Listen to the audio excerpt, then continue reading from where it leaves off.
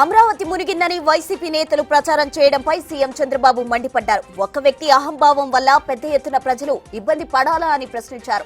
ప్రజలు ఇబ్బందుల్లో ఉంటే తప్పుడు ప్రచారం చేస్తారా అని ఆగ్రహం వ్యక్తం చేశారు. తప్పుడు ప్రచారం చేసేవారిని సంఘ బహిష్కరణ చేయాలని తెలిపారు. వైసీపీ లాంటి పార్టీకి రాష్ట్రంలో ఉండే అర్హత లేదని చంద్రబాబు ఫైర్ అయ్యారు.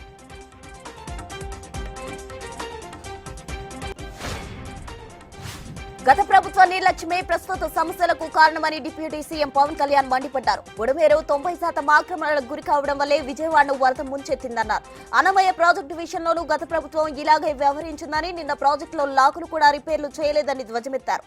తాను క్షేత్రస్థాయిలోకి వెళ్తే సహాయక చర్యలకు విఘాతం కలుగుతుందని వెళ్లలేదని తెలిపారు.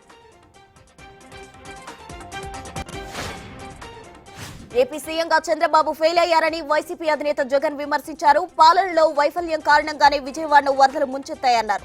ఆయన నిర్లక్ష్య ధోరణి వల్లే నేడు 32 మంది మరణించారని చెప్పారు. చంద్రబాబుకు తన ఇంట్లో ఉండే అవకాశం లేకపోవడం వల్లే కలెక్టరేట్ లో ఉంటున్నారని ఎద్దేవా చేశారు.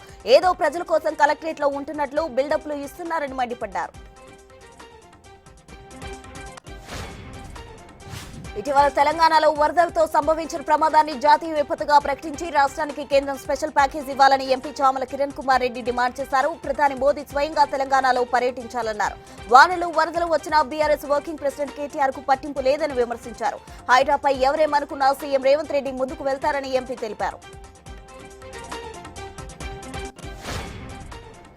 భారీ వర్షాలు, సుడిగాలులకు ములుగు జిల్లాలో 1,00,000 చెట్లను కోల్పోవడం బాధాకరమని మంత్రి సీతక్క ఆవేదన వ్యక్తం చేశారు. టోర్నాడోలో బీభత్సం వల్ల వందల ఎకరాలలో ప్రకృతి విధ్వంసం జరిగిందన్నారు.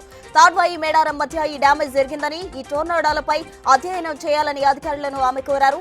ఈ టోర్నాడోల వల్ల కలిగిన నష్టాన్ని పూడ్చేందుకు కేంద్రం సహకరించాలని విజ్ఞప్తి చేశారు.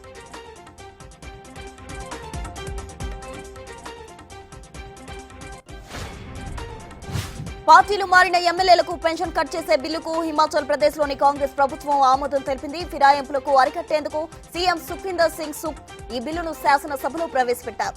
ఫిరాయింపుల నిరోధక చట్టం కింద అనర్హత వేటుపడిన ఎమ్మెల్యేలకు ఈ కొత్త రూల్ వర్తించనుంది.